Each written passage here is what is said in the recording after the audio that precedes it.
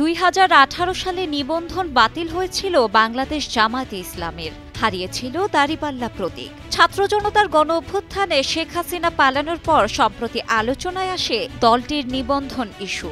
আইনি প্রক্রিয়া শেষে দাড়িপাল্লা ফেরত পাচ্ছে জামায়াত। কর্মীরা উচ্ছ্বাসিত। বাংলাদেশের বড় রাজনৈতিক দলগুলোর মাঝে বেশ সক্রিয় ভূমিকা পালন করে আসছে জামাত ইসলামী বাংলাদেশ।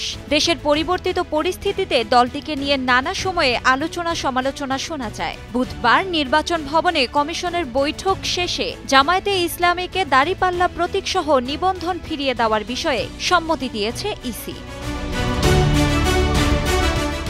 জামায়াতের নিবন্ধন ফিরিয়ে দেওয়ার আদালতের আদেশ প্রসঙ্গে নির্বাচন কমিশনার বলেন, বাংলাদেশ জামায়াতে ইসলামের প্রতীক সংক্রান্ত বিষয়টি আমরা বিবেচনায় নিয়েছি। 2008 সালের একই প্রজ্ঞাপনে দলটিকে প্রতীকসহ নিবন্ধন দেওয়া হয়েছিল। আর কোন দলকে একবার প্রতীক দেওয়া হলে তা সেই দলের জন্যই সংরক্ষিত থাকে। সুতরাং দলটি আবার প্রতীকসহ নিবন্ধন পাবে।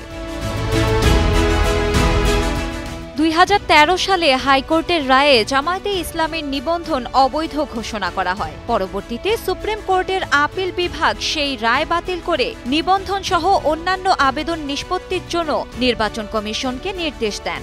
রায়ে সুপ্রিম কোর্ট জানিয়ে দেয়, জামায়াতে ইসলামের সাংবিধানিক বৈধতা ও নিবন্ধন ইস্যু নির্বাচন কমিশনকে অবশ্যই সংবিধান ও আইনের আলোকে নিষ্পত্তি করতে হবে। 2008 সালে সাময়িক নিবন্ধনের পর ধর্মভিত্তিক ও সংবিধান বিরোধী অবস্থান নিয়ে উচ্চ আদালতে চ্যালেঞ্জের মুখে পড়ে দলটি। 2013 সালে হাইকোর্ট দলটির নিবন্ধন অবৈধ ঘোষণা করে, যার পরিপ্রেক্ষিতে নির্বাচন কমিশন তা বাতিল করে দেয় 2018 সালে। এরপর গণপ্রতিনিধিত্ব আদেশের বিধান অনুযায়ী নিবন্ধন ছাড়া নির্বাচনে প্রতীক নিয়ে অংশ নেওয়ার সুযোগ না থাকায় কার্যত জামায়াত রাজনৈতিক ব্যবস্থার বাইরে চলে যায়। তবে সব আইনি প্রক্রিয়া শেষে সাম্প্রতিক সময়ে রাজনৈতিক অঙ্গনে আবারও আলোড়ন তুলছে দলটি। শিলা ইসলাম, সময়ের আলো।